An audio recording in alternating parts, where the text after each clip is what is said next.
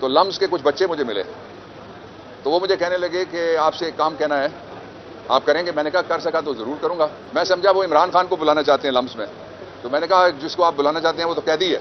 जो care taker था prime minister, उसके साथ बच्चों ने जो गुफ्तगू की उसका सिर्फ एक एजेंडा था, जो कौमी और आईनी मामलात में वो वाला दाग तो कभी उतरता ही नहीं है, जल्द या बदेर उसकी सजा भुगतनी पड़ती है। रेंट क्राउड इकट्ठा करके लाए गए, वो इलेक्शन का नाम ही नहीं ले रहे और ना ही वोट को इज्जत देने की। कल शाम को मैं मागला हिल्स पे था हाइकिंग के लिए, तो लम्स के कुछ बच्चे मुझे मिले, तो वो मुझे कहने लगे कि आपसे एक काम कहना है, आप करेंगे? मैंने कहा कर सका तो जरूर करूंगा। तो वो फिर कहने लगे कि हमारा एक पैगाम है, एक मेहमान को हमने लम्स बुलाना है। मैं समझा वो इमरान खान को बुलाना चाहते हैं लम्स में, तो मैंने कहा जिसको आप बुलाना चाहते हैं वो तो कैदी है।